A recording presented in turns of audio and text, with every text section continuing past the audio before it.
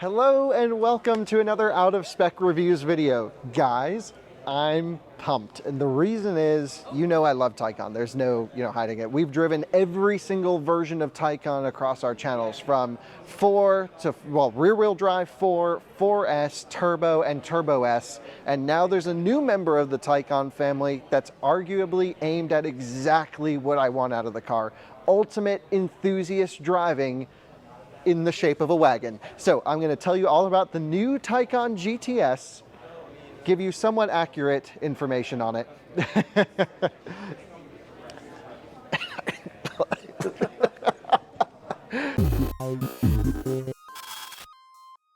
Okay, well, now that I'm done choking, let me tell you all about arguably the perfect version of the Taycan for me. So GTS, just to familiarize yourself with the Porsche lineup, these are all GTS cars over here. So it slots always typically in between 4S and then Turbo and Turbo S. And it's really this perfect blend of sportiness, but then also having kind of a specialty model at a more attainable price point. But what I really like is it's usually designed and engineered for the real enthusiast. So it's like, if you really want to go sideways or track stuff, but then you're not like spending crazy money for the Turbo S. So let me just run you through some specs on this thing. 133,000 sticker base, 133.3 actually. That's before destination. Car still qualifies for the $7,500 tax credit in the US, which is great. And that's like a very reasonable price considering how sort of special GTSs are. Like when I see one on the road, I'm like, oh, that's an enthusiast. He went for the spicy one. And so here that's very true. The other big story with this car is, if you heard, I mentioned Sport Turismo, not Cross Turismo. Run around with me really quick here. If you take a look at this Mamba Green Cross Turismo, you'll see that it has this sort of black plastic cladding. It sits a little bit higher. It's a really cool looking car and it is the wagon, but the one thing that's always kind of bothered me is like, well, I want the wagon to sit on the ground and be the sporty one and the fast one, and well, that's what we have now. So essentially we've taken the Cross Turismo and we've taken the sedan suspension, so it sits nice and low, and then took the cladding off, and to me that's the perfect combination. So this is peak Taycan for Kyle. And first off, in terms of styling here, GTS in traditional carmine red with the black accents just looks amazing, especially standing amongst its counterpoints. I actually think it's the best looking new Porsche on sale. Really love these new satin RS wheels. These things look amazing. They're specific to GTS trim as well. And so we don't know the range on this car, but it's going to be right around, I don't know, all of them. It'll do like 280 miles in the real world would be my guess. 260 to 280 would be where Taycans usually come in. Some of the rear-wheel drive ones do almost 300 miles on the highway. You just have to ignore EPA with this car. So in terms of drivetrain, here's what's different. You have again, a dual motor system. You still have the 2-speed axle on the rear, so it will upshift and downshift, depending on driving scenario, which is a little bit awkward, I have to say, but it's really not bad with the newer software. WMA6 really smooths out a lot of that shifting. It also no longer disconnects the rear motor when you're cruising in range mode, so it's like a much better holistic package, I think. You have a full turbo drivetrain here, so mechanically, it's identical to a Taycan Turbo, which is crazy, but then they detune it a little bit. So you take the turbo drivetrain, back down the power. It's 560 horsepower, right, Jordan? Something like that. 590 horsepower, plenty. That's with launch control. We don't know the number without launch control. And so, that's pretty good, but same torque as Taycan Turbo. To me, no big deal. The real benefit there is when you're ripping on track and you're wide open throttle a lot, in theory, you'll have more thermal longevity since you have the cooling and the bigger motors from the fast Taycans, but with less power output. So seems fine. But even more importantly than that is it's tuned to give you most of the power from back here. So in theory, this should be a really lively car to drive around. What I mean by that is mid-corner, foot down, big skids.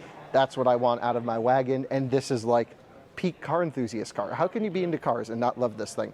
Everything that we know and love from Taycan retains. 93.4 kilowatt hour battery pack, gross capacity usable in the mid 80 kilowatt hour range, 270 kilowatt fast charging from 0 to 50% maxed out, just a great charging curve, and 0 to 50% charging in 10 minutes according to our testing, and that'll be the same here, which is amazing.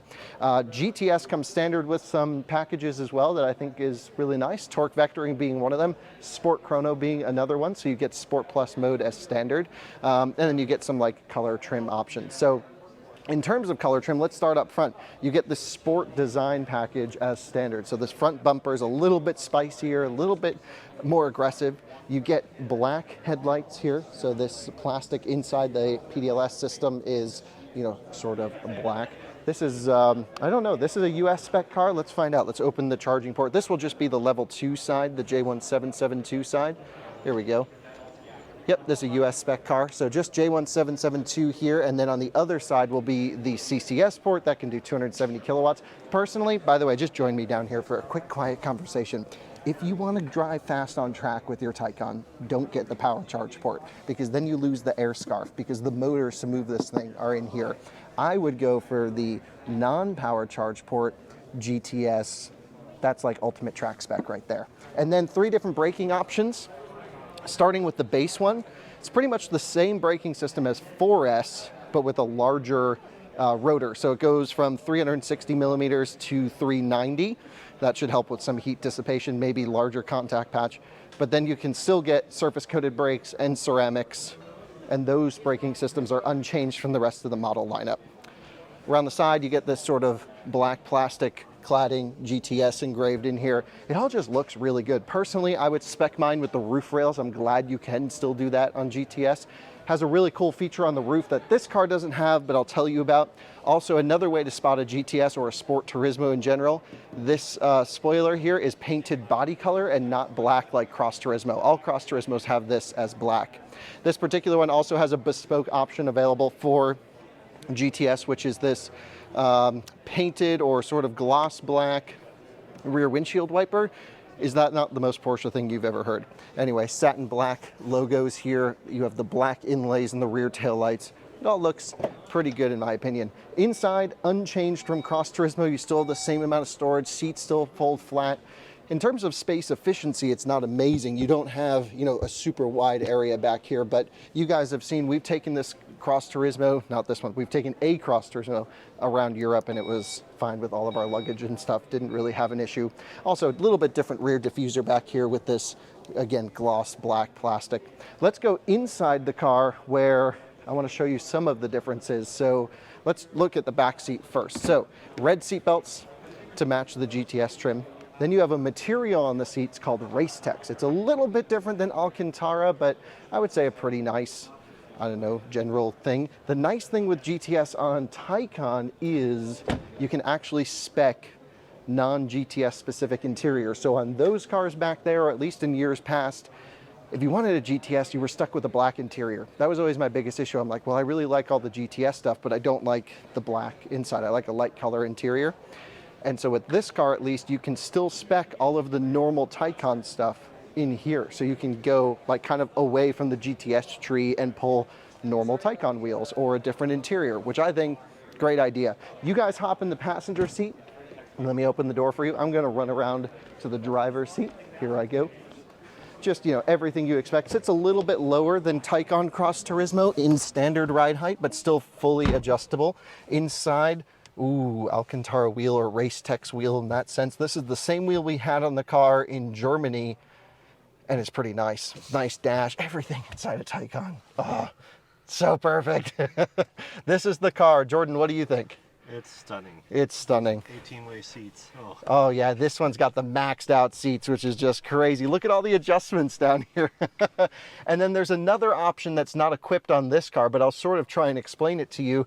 It's now a chromatic roof. So, you know, in some cars, we reviewed like the new Toyota Venza, for example, where we had the little button and the screen would go from, you know, visible to opaque, or is opaque visible? I don't know the correct terminology, but basically it would like have some sort of electrical effect and then white out. Well, now you can do that in this car, but then you can like use the screen to say how much you want and how dark and light you want, and you kind of make a game out of it. So that's a new feature on the glass roof, both for any wagon. Well, I should say it launches on Taycan Sport Turismo.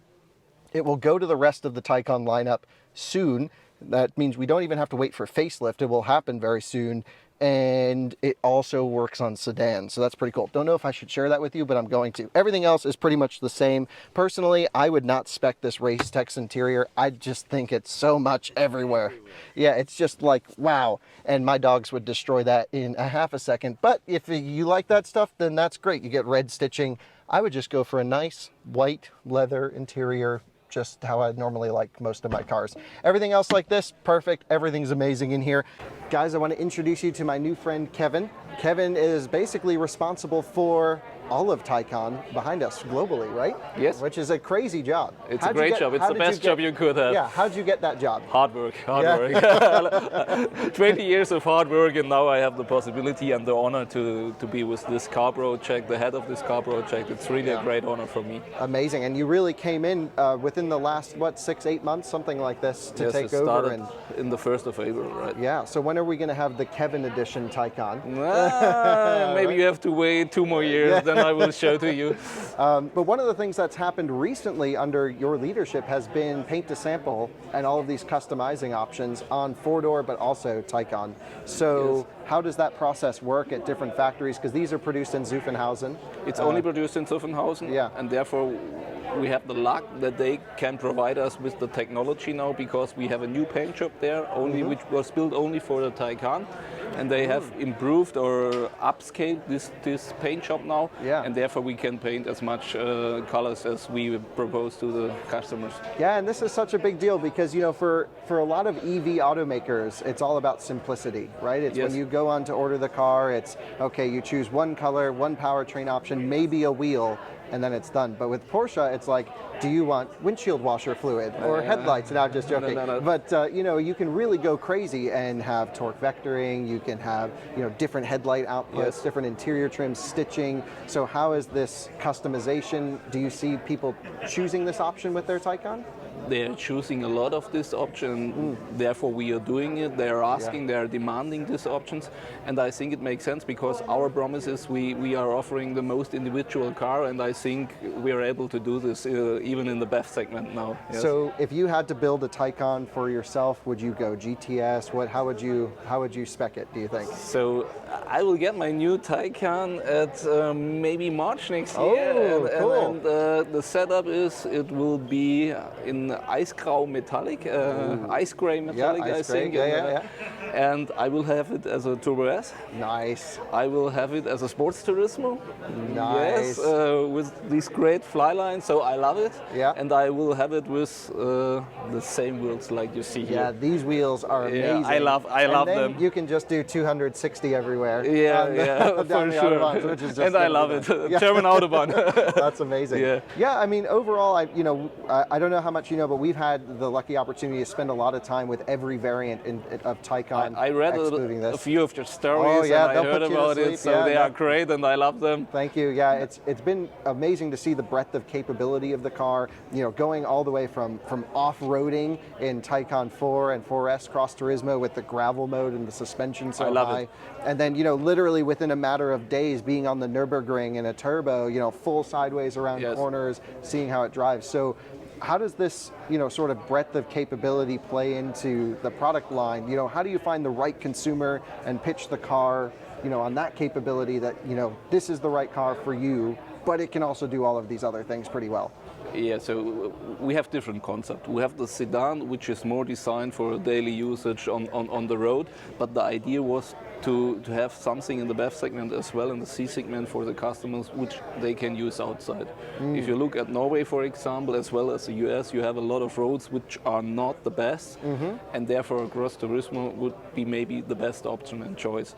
And then the idea was born to have an off-road version of this as well. and we thought about how could it look like this off-road version, and you know it about the CUV. I think a great car. I have driven it in off-road in different options. It's really great. It's a great exercise for everybody. I can recommend to everybody. And therefore, then we thought about if we have a cross Turismo, let's do a sport Turismo out of them. For the customers which like to have a bit more luggage, a bit more usage, a big tailgate for this car, you can throw in your sport stuff and you can go way outside to the beach, all that stuff.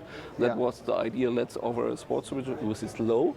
And you it can looks use really it. good, by the way. I love it. It's a great car. To me, hopefully this is also like the American peak customers will accept. They need to, and they will, because I would say, you know, everyone will tell you in America at least, we love wagons, we love, you know, like the dream car for every automotive journalist is like a brown Volvo station wagon. Now I think it's going to be a Taycan GTS Sport Turismo because, you know, it's going to be fast. You can put everything you want in it. In my case, I have really big dogs, right? So in a Taycan GTS that we are actually thinking about purchasing for our own channels, which will be really cool. Then we don't have to worry about Porsche's tires. We can kill our own.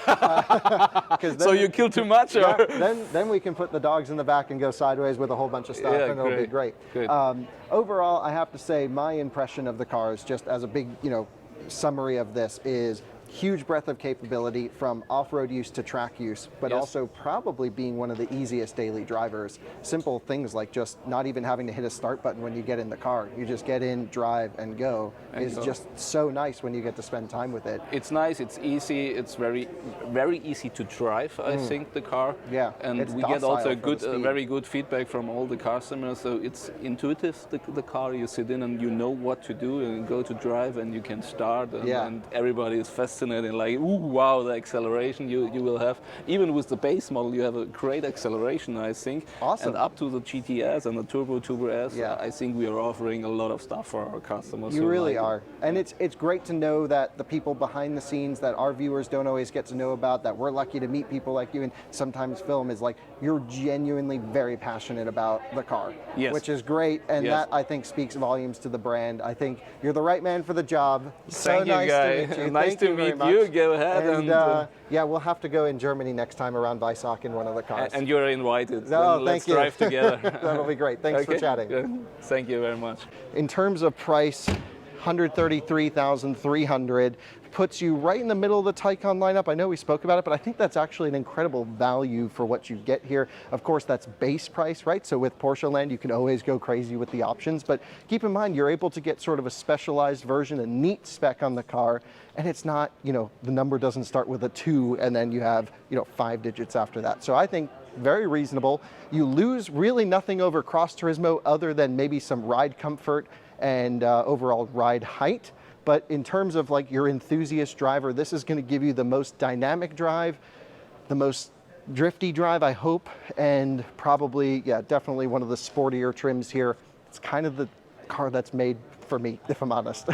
What do you guys think? This or a Rivian? Or both? Yikes. Thanks for watching. See you on the next one.